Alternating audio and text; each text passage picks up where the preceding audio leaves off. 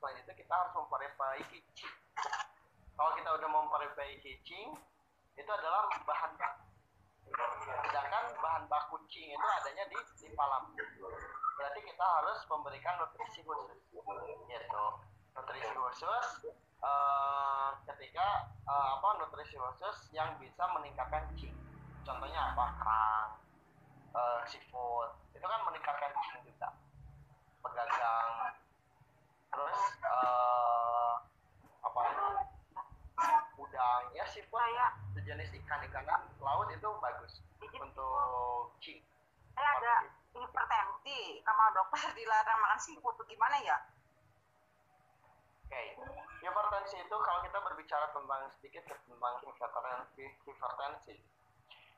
Jadi hipertensi itu ada yang darahnya kuat, ada yang darahnya banyak. Ciri darah banyak, ya, ciri darah banyak. Itu yang pertama, lihat dari pernya. Apa? Kalau darah tekanan darah itu pernya rendah. Pernya itu tekanan yang bermain. Berarti tekanan darah yang bermain. Kalau misalkan 110, 120 berarti volume darahnya yang banyak. Bisa jadi kondisi ini ya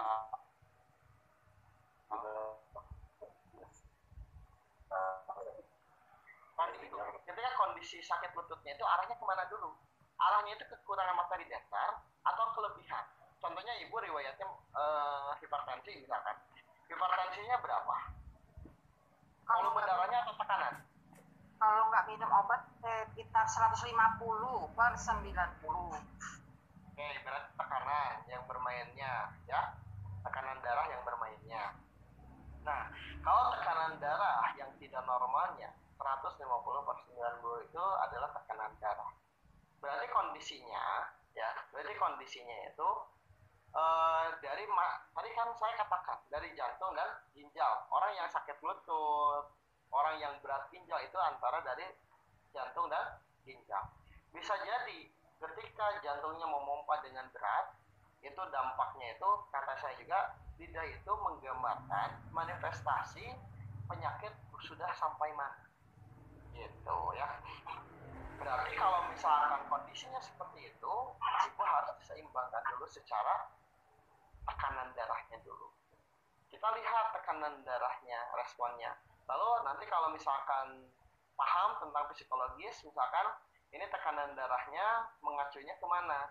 Ke psikologis, ke makanan, atau ke organ yang terlalu kuat. Itu ada kategori-kategori lain. Tapi pada intinya untuk kita semua yang hanya belajar beberapa minggu, berarti pada intinya ibu bagaimana caranya menyetabilkan dulu tensinya. Karena seorang terapis kalau tensinya tinggi itu nggak lucu juga, ya. Iya. Siap. Iya. Paham. Cuma saya genetik ibu saya memang keturunan Yakin itu nggak ada? Jadi genetik. Yang genetik boleh itu hanya begitu, yang genetik itu hanya orang yang terkena virus. Yang kedua yang gangguan memang secara kulit, itu penyakit diabetes, jantung itu nggak ada penyakit turunan. Yang ada juga kebiasaan yang diturunkan. Ibu biasa lihat ibu kita makan makanan yang berlemak. Melihat ibu kita yang biasa marah, itu secara otomatis mengganggu ke jiwa kita. Dan kita akan mengikuti, ya. Jadi nggak ada penyakit secara genetik. Kalau secara kedokteran alopatik, ya, kalau alopatik medis itu ada penyakit turunan. Oh, diabetes karena apa? Orang tua saya diabetes, ke atasnya diabetes juga, ke saya diabetes. Itu makanya akan menjadi khawatir. Oh, saya juga kalau keturunan dari atas diabetes, kalau saya juga akan diabetes, ya. Diabetesnya itu dari keturunan yang mana? Kalau kita berbicara turunan, orang tua kita terdahulu enggak kayaknya. Pas masuk makanan-makanan yang luar biasa, ya, di zaman sekarang baru diabetes muncul, ya. Kalau dulu itu nggak ada kayak diabetes, ya, karena orang tua dulu itu olahraga dan sebagainya itu kerja keras, ya. Nah, adanya diabetes mungkin sekarang kondisinya, ya. Jadi jangan mengatakan bahwa penyakit jantung, diabetes, dan sebagainya itu penyakit yang keturunan. Hanya satu penyakit yang bisa diturunkan.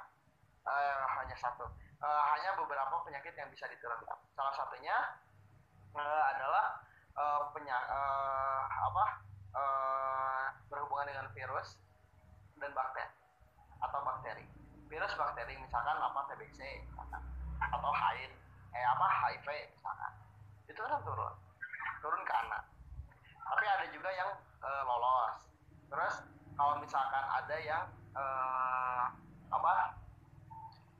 penyakit yang kulit itu, yang kulit berubah warna itu apa namanya? Eksim. Ya, sejenis itulah. Ya, bukan. Albino. Yang pigmen kulit itu yang menjadi kulit.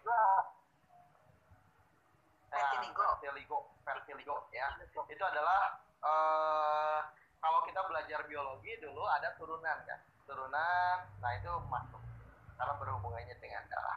Tapi kalau berhubungannya dengan kita, kalau dari kecil, dari lahir kita udah diabetes, nah itu mungkin bisa diturunkan. Yang ketiganya, yang bisa diturunkan itu hanya orang berkarakter ginjal.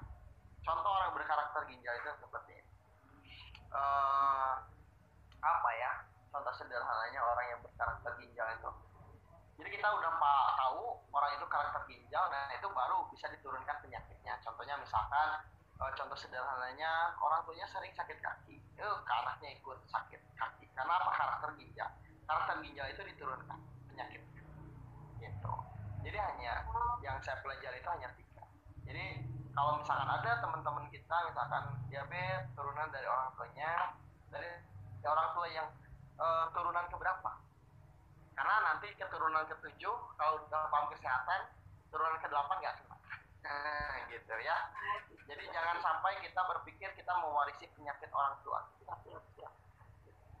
Oh gitu ya. Tapi keluarga saya emang pada sakit batu, Mister. Apanya? Batu ginjal. Kakak saya, adik-adik saya pada rata-rata tuh batu ginjal ya, yang laki-laki itu.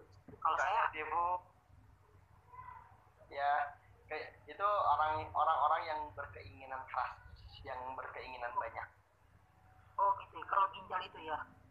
Ya, itu kan kalau berhubungan dengan batu, mau empedu, mau ginjal itu identik dengan psikologis keinginan. Jadi keinginan yang banyak. Gitu. Kurang lebih. Terima kasih. Sama-sama. Assalamualaikum. Waalaikumsalam. Ibu, Silakan. ya ini ada pasien. Iya, ada pasien yang katanya keluarga itu kena stroke.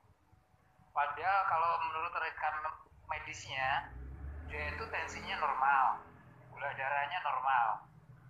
Ya, kalau saya tadi mendengar penjelasan dari Sifu antara stroke dengan lumpuh, akhirnya saya punya kecenderungan bahwa dia itu lumpuh. Bagaimana Kenapa bisa kecenderungan lumpuh? Kenapa bisa karena kecenderungan lumpuh? lemah, nggak bisa bergerak, lemas. Oke. Begitu, Bu. Terus Ya. saya mau izin bertanya, kalaupun memang itu betul lumpuh, saya mau izin bisa disampaikan nutrisi herbalnya apa yang kira-kira cocok buat dia. Terima kasih sih, Bu. Siap. Saya adalah salah seorang saya juga salah seorang praktisi trainer yang jujur secara menguasai herbanologi saya masih lemah, teman-teman. Tapi kalau secara konsep dan kaidah herbal, insya Allah saya bisa mengejar. Kalau berbicara tentang kehilangan tenaga, kalau kita berbicara tentang kehilangan tenaga itu, kita berbicara tentang sesuatu penggerak. Ya, sesuatu penggerak itu tadi dijelaskan dalam materi itu berhubungan transportasi dan transformasi itu adalah organ limpa lambung. Pada intinya, orang yang kehilangan tenaga berarti kehilangan fungsi antara limpa dan lambungnya. Ya. Jadi kalau kita tiba-tiba selangkangan, lemas, hilang, terasa nggak ada tenaga, cek limpa lambungnya dari sekarang ya, karena itu ada permasalahan. Jadi saya nggak akan berbicara asal mulanya karena itu terlalu panjang. Nah, pada intinya itu adalah kondisi ketika kita berbicara lumpuh itu adalah dari limpa lambung. Ketika limpa lambung ini lemah, maka nanti secara saripati makanan nggak ada, pembentuk cing nggak ada, sehingga kondisinya itu contohnya orang lumpuh, orang autis, orang yang mendapatkan ujian sama Allah ya, kayak anak-anak hilang tenaga, lehernya nggak ada tenaga, itu adalah kondisi dari proses organ yang tidak bisa menutrisi tulang, tidak bisa menutrisi saraf, tidak bisa menutrisi sub-sub, sehingga kondisinya hilang tenaga. Jadi pada intinya berarti kalau seandainya kondisinya betul lumpuh, berarti kita harus memperbaikinya itu yang pertama nutrisi dulu, perbaiki dulu nutrisinya. Yang kedua, apa yang diperlukan? Apakah listriknya yang nggak ada, atau kondisi apa? Jadi kalau orang lumpuh itu kemungkinan yang pertama dari nutrisi, yang kedua dari listriknya. Berarti kalau listrik, makanya banyak orang yang misalkan dikatakan stroke langsung sembuh, ya. Misalkan wajahnya biasa, santai, hanya tergulai lemas di kasur. Oh ini stroke katanya. Terus direfleksi sembuh, dapat direfleksi sembuh. Karena apa? Kita butuhnya listrik. Ketika kita menggunakan refleksi itu kan menghantarkan rangsangan semacam listrik dalam tubuh kita. Nah, otomatis orang itu akan progresnya itu akan baik. Karena apa? Listriknya untuk mengolah makanan ada. Gitu. Nah, cuman nanti ketika kita masuknya para terapisnya orang awam, mereka akan mengatakan bahwa saya itu ahli stroke, ya, mengatakan ahli stroke, padahal itu adalah bukan stroke. Jadi itu hanya gangguan dari kekurangan dari nutrisi, biasanya dari kelemahan limpa lambungnya. Kalau kita berbicara tentang kalau kita berbicara teman-teman antara stroke dan lumpuh, nanti bahas dalamnya di part kedua ya, karena waktu juga udah mulai habis gitu. Kurang lebih seperti itu Pak Arif ya. Jadi Bapak bisa memperbaiki nutrisi. Bapak metode yang merasa percaya diri apa sekarang? Terima kasih Sifu. Ya, saya tanya dulu Bapak, metode yang Bapak merasa percaya diri ketika menggunakan metode apa? Saya pakai biomekanik. Nah itu bagus, itu lebih pakai listrik Pak? Enggak sampai ke sana. Belum belajar. Pakai apa? Biomekanik. Pakai biomekanik. Pakai Pergerakan. gerakan apa? Iya, betul. Boleh itu. Tapi Bapak harus berarti kalau mau pakai itu Bapak harus memberikan dulu tenaganya. Tenaga Ya, itu masalahnya. Bioelektrik apa?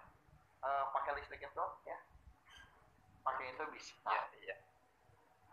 Terus cara amannya itu pakainya Kalau nanti misalkan Bapak, nutrisinya itu sulit untuk masuk ke perut gimana sih Bu?